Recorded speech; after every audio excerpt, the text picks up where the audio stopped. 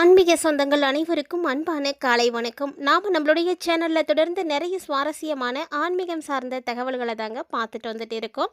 அந்த வரிசையில் இன்னைக்கு என்ன பார்க்க போகிறீங்க அப்படின்னா, கும்பராசி நேயர்களுக்கு வரக்கூடிய ஜனவரி 18ஆம் தேதி அன்னைக்கு உருவாகக்கூடிய அமாவாசைக்கு அப்புறமா என்னென்ன மாற்றங்களானது ஏற்பட போகுது, உங்களுடைய வாழ்க்கையில் நீங்கள் என்னெல்லாம் நினைக்கிறீங்க, அதெல்லாம் எப்போ நடக்க போகுது அப்படின்ற மாதிரி நிறைய விஷயங்களை இந்த பதிவில் நீங்கள் தெரிஞ்சுக்க போகிறீங்க. அதோடு பார்த்தீங்கன்னா, அமாவாசையினுடைய பல்வேறு விதமான சிறப்புகளையும் இந்த பதிவில் நீங்கள் தெரிஞ்சுக்கலாம். வீடியோக்குள்ளே போகிறதுக்கு முன்னாடி நீங்கள் நம்ம சேனலை சப்ஸ்கிரைப் பண்ணாமல் இருந்தீங்க அப்படின்னா மறக்காமல் சேனலை சப்ஸ்கிரைப் பண்ணிக்கோங்க. கூடவே பக்கத்தில் இருக்கிற பெல் சிம்பிளையும் கிளிக் பண்ணிக்கோங்க. அப்போ தான் நாங்கள் போடுற வீடியோஸ் எல்லாமே உங்களுக்கு நோட்டிஃபிகேஷன் உடனுக்குடன் வந்தடையும். நீங்களும் பார்த்து பயன்பெறலாம். வாங்க வீடியோக்குள்ளே போகலாம். பொதுவாக ஒரு மனிதனுடைய வாழ்க்கையில் ஏற்படக்கூடிய எல்லா விதமான இன்ப துன்பங்களுக்கும் காரணமாக இருக்கக்கூடியதுன்னா கிரகநிலைகள் தாங்க. ஏன்னா ஒவ்வொரு கிரகத்துக்கும்னு தனித்துவமான தன்மைகள் இருக்குது. அது மட்டும் இல்லாமல் ஒரு கிரகம் ஒரு இடத்துல இருந்து இன்னொரு இடத்துக்கு பயிற்சி ஆகிறாங்க அப்படிங்கும் பொழுது ஒரு குறிப்பிட்ட கால இடைவெளியானது எடுத்துப்பாங்க. ஸோ அந்த டைமில் தான் நமக்கு நல்லது நடக்கிறதும் கெட்டது நடக்கிறதும். அந்த மாதிரி பார்க்கும் பொழுது முக்கியமாக தேவைப்படக்கூடியதுன்னா அந்த கிரக நிலைகள் தான். ஸோ ஒவ்வொரு மாத பலன்கள் நம்ம பார்க்குறோம் அப்படின்னா கூட அந்த மாதத்தில் இருக்கக்கூடிய மாத கிரகங்கள் எப்படி மாறுறாங்க அப்படின்றத வச்சு தான் பார்ப்போம். இதனால் கிரகநிலைகள் எவ்வளவு முக்கியமானது அப்படின்றத நீங்கள் பார்த்துருப்பீங்க. ஸோ நவ கிரகங்களுடைய ஆலயங்களுக்கு நீங்கள் போயிருக்கீங்களா அப்படின்னு மறக்காமல் கமெண்ட் பண்ணுங்கள். யாருக்கெல்லாம் நவ கிரக ஆலயத்துக்கு போய் வழிபாடு செய்துட்டு வந்திருக்கக்கூடிய பாக்கியம் கிடைச்சிருக்கு அப்படின்னு மறக்காமல் வந்து கமெண்ட் பண்ணுங்கள். இந்த நவகிரக ஆலயங்களுக்கு நீங்கள் போயிட்டு வரும்பொழுது நவ கிரகங்களால் ஏற்படக்கூடிய தோஷங்கள் பாதிப்புகள் எல்லாமே வந்து தீர ஆரம்பிக்கும். ஸோ கண்டிப்பாக வாய்ப்பு கிடைக்குதுன்னா ட்ரை பண்ணி பாருங்கள். இப்போ நம்ம சேனலில் பார்க்கக்கூடிய பதிவுகள் எல்லாமே ஒரு பொது பலன்கள் தான்.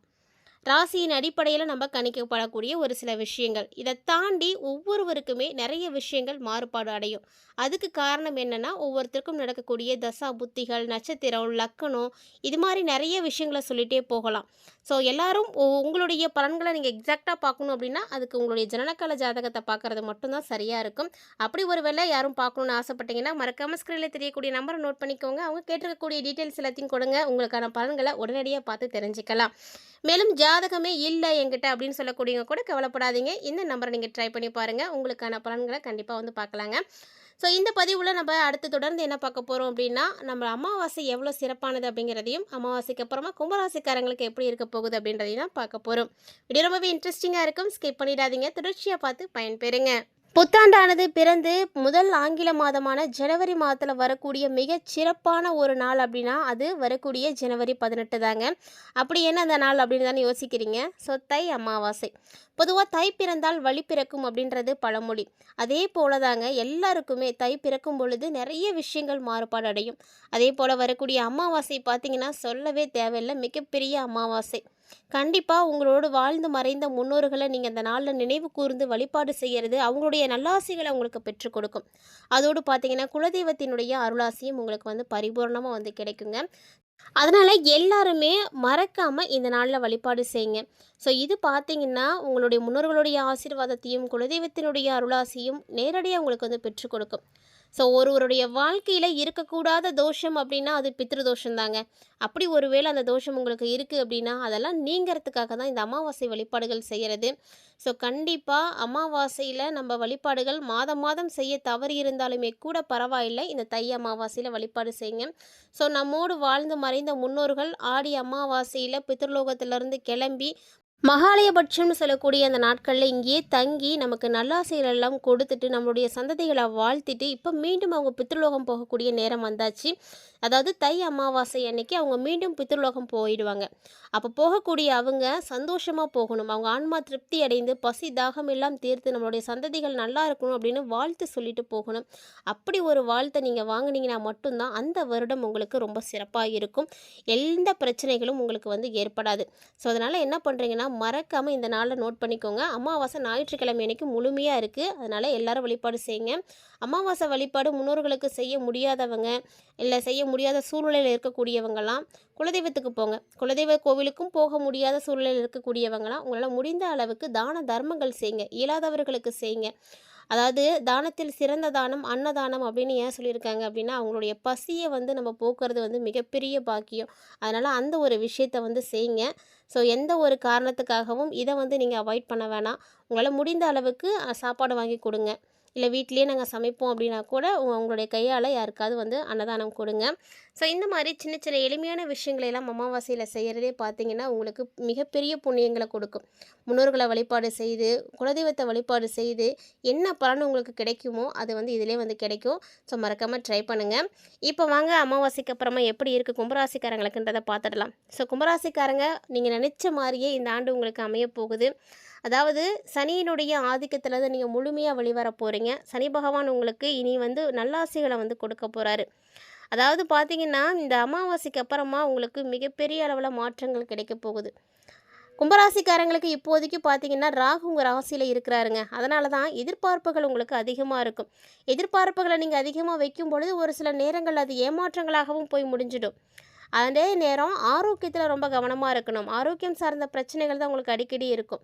ஏதாவது ஒரு நெருக்கடி ஆரோக்கியத்தில் வந்துகிட்டே தான் இருக்கும். ஒன்று போனால் இன்னொரு பிரச்சனை அப்படிங்கிற மாதிரி உங்களுக்கு தொடர்ந்து வந்துகிட்டே தாங்க இருக்கும். ஸோ இந்த மாதிரியான காலகட்டங்களில் கொஞ்சம் கவனமாக தான் இருக்கணும். மேலும் இந்த மாதம் பார்த்தீங்கன்னா உங்களுக்கு ரொம்ப நல்லா இருக்கிறதுக்கு வாய்ப்புகள் இருக்குது. ஏன்னா ராசிக்கு அதிபதியாக இருக்கக்கூடிய சனி பகவான் 2ல் அமர்ந்திருக்கிறாரு. கட்டாயமாக வேலை இல்லாமல் இருக்கக்கூடிய கும்பராசிக்காரங்களுக்கு நிச்சயமாக வேலை கிடைக்கும். ஸோ முயற்சி பண்ணுங்கள். குருவினுடைய வீட்டில் சனி பகவான் அமர்ந்திருக்கிறாரு. அதனால் வேலையினால் உங்களுக்கு நல்ல வருமானம் கிடைக்கும். வேலை இல்லாதவங்களுக்கு வேலை கிடைக்கும். வேலை கிடைச்சிருச்சு அப்படின்னா நல்ல ஒரு சம்பளத்தோடு உங்களுக்கு அந்த வேலை அமையும்.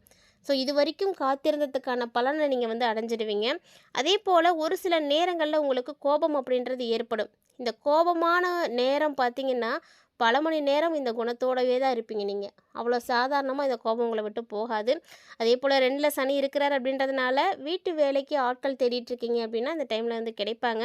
தெய்வத்தினுடைய அனுகிரகம் உங்களுக்கு இப்போ இருக்குது. ஸோ தெய்வத்தினுடைய அனுகிரகத்துக்காக தான் இவ்வளோ நாளாக நீங்கள் காத்துட்ருந்தீங்க அப்படின்னு சொல்லணும். எவ்வளோ கஷ்டங்கள், எவ்வளோ வழிகள் எல்லாத்தையும் தாண்டி இப்போ உங்களுக்கு கடவுளுடைய நல்லாசி கிடைக்க போகுது. ஸோ கடவுளுடைய அனுகிரகம் கிடைக்கும் பொழுது வேற என்ன வேணும்? கண்டிப்பாக உங்களுக்கு எல்லாமே நடக்கிறது எல்லாம் நல்லதாக தான் நடக்கும்.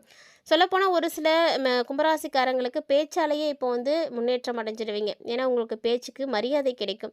நீங்கள் சொன்னால் கேட்பாங்க. அந்த மாதிரி ஒரு சில விஷயங்கள் எல்லாம் நடக்கும்.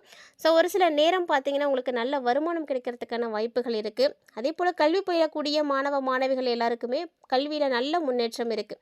ஸோ கும்பராசிக்காரங்க போட்டித் தேர்வுகள் எதுவும் எழுதுறீங்க, இல்லை பப்ளிக் எழுத போகிறீங்க அப்படின்னா தைரியமாக இருங்க. நீங்கள் தான் வந்து ஜெயிக்க போகிறீங்க. நீங்கள் நினைத்த இலக்கு அடையிறதுக்கு கொஞ்சம் முயற்சிகளை மட்டும் கூடுதலாக பண்ணுங்கள்.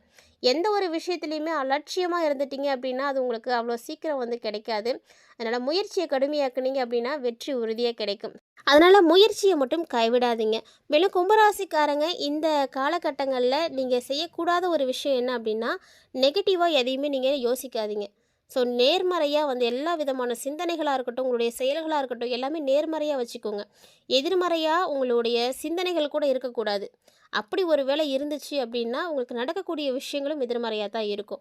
ஸோ எல்லா விஷயங்களுமே நமக்கு நல்லதாக நடக்கும் அப்படின்னு நினைங்க. நீங்கள் மற்றவங்களுக்கு செய்யக்கூடிய விஷயங்களும் நல்லதாக இருக்கணும், அவங்களுக்கும் நல்லது நடக்கணும் அப்படின்னு நீங்கள் நினைங்க. யாருக்குமே எந்த விதமான கெடுதலும் வந்து நடக்கக்கூடாது அப்படின்னு உங்களுடைய எண்ணத்தில் நீங்கள் தூய்மையை கொண்டு வாங்க. இதுவே போதும். கும்பராசி நேயர்களுக்கு மிகப்பெரிய அளவில் மாற்றங்கள் கண்டிப்பாக இருக்குது.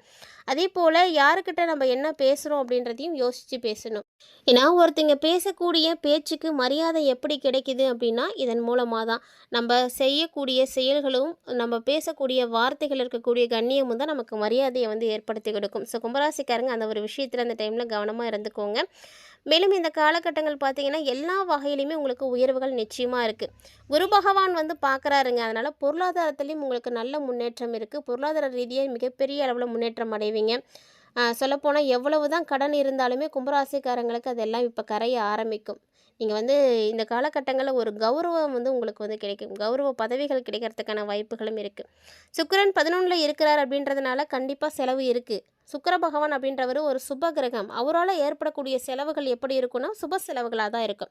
வீட்டுக்கு தேவையான பொருட்கள் வாங்குறது, வீட்டை அலங்காரப்படுத்துறது, இதனால் ஒரு சில செலவுகள் நீங்கள் செய்கிற மாதிரி தான் இருக்கும். வாகனம் இல்லாதவங்க வாகனம் வாங்கலாம், இல்லைனா வாகனத்துக்கு ஏதாவது செலவுகள் செய்யலாம். இந்த மாதிரியான உங்களுக்கு தேவையான செலவுகளாக தான் அது இருக்க போகுது. அதுவும் நல்ல செலவுகளாக தான் இருக்கும். ஸோ இந்த மாதிரி ஒரு சின்ன சின்ன விஷயங்களில் கூட உங்களுக்கு நல்ல மாற்றங்கள் தான் வந்து ஏற்பட போகுது. நிறைய விஷயங்கள் உங்களுக்கு சாதகமாக நடக்கும். சந்திர பகவான் 4வது இடத்துல இருக்கிறார் அப்படின்றதுனால கும்பராசிக்காரங்களுக்கு இந்த ஜனவரியிலேருந்தே உங்களுக்கு மாற்றங்கள் தெரிய ஆரம்பிச்சிடும். கண்டிப்பாக சொந்தமாக வீடு இல்லாதவங்களாம் இந்த டைமில் வந்து சொந்த வீடு கட்டுறதுக்கான எண்ணங்கள் வரும். அதற்கான முயற்சிகள், அதற்கான வேலைப்பாடுகள் எல்லாம் ஆரம்பிக்கலாம். ஸோ சின்ன சின்ன பாதிப்புகள் அப்படின்றது உங்களுடைய பெற்றோர்களுக்கு ஏற்படலாம். அதனால் அவங்களுடைய ஆரோக்கியத்தில் நல்ல கவனம் எடுத்து பார்த்துக்கோங்க. என்னதான் வரவு இருந்தாலும், செலவுகள் இருந்தாலும், கணக்கு வழக்கு அப்படின்னு வரும்பொழுது ரொம்ப கரெக்டாக இருக்கணும். ஏன்னா, இந்த கணக்கு வழக்குகளில் நீங்கள் கவனம் செலுத்துனீங்க அப்படின்னா மட்டும்தான் உங்களால் உங்களுடைய பிரச்சனைகளை சரி பண்ண முடியும். மேலும் வீட்டு பத்திரங்கள், நகை நட்டுகள்லாம் வீட்டில் வச்சுருக்கீங்க அப்படின்னா ரொம்ப சேஃபாக வந்து பார்த்துக்கோங்க. இந்த காலகட்டங்களில் உங்களுக்கு நல்ல ஒரு தைரியத்தையும், தெம்பையும் கொடுக்கறதுக்காக நரசிம்மர வழிபாடு செய்யுங்க. நரசிம்மர் வழிபாடு செய்யும் பொழுது உங்களுக்கு நல்ல ஒரு மன வலிமை கிடைக்கும். எல்லாத்தையும் வந்து செய்து முடிக்க முடியும் அப்படின்ற தன்னம்பிக்கை கிடைக்கும். அதுக்காக இந்த வழிபாடை மட்டும் மறக்காமல் செய்து பாருங்கள். இந்த பதிவில் உங்களுக்கு நிறைய வருமானம் கிடைக்கக்கூடிய வாய்ப்புகள் இருக்குது. நல்ல வாய்ப்புகள் நிறைய இருக்குது அப்படின்றதெல்லாம் பார்த்துருப்பீங்க. ஸோ மிகப்பெரிய அளவில் வளர்ச்சிகளை கும்பராசிக்காரங்க பார்க்க போகிறீங்க. இது வந்து உங்களுக்கு மிகப்பெரிய அளவில் சந்தோஷத்தையும் கொடுக்கும் அப்படின்னு நினைக்கிறேன். இந்த பதிவானது உங்களுக்கு பிடிச்சிருந்ததுன்னா லைக் பண்ணி ஷேர் பண்ணுங்கள். மறக்காமல் கமெண்ட் பண்ணுங்கள். மேலும் இது மாதிரி நிறைய இன்ட்ரெஸ்டிங்கான தகவல்களை எல்லாம் நீங்கள் தொடர்ந்து பார்க்கணும் அப்படின்னு ஆசைப்பட்டீங்கன்னா மறக்காமல் நம்ம சேனலை சப்ஸ்கிரைப் பண்ணிவிட்டு ஃபாலோ பண்ணிக்கோங்க. மீண்டும் மற்றும் ஒரு சுவாரஸ்யமான ஆன்மீக தலைப்பில் சந்திக்கலாம்.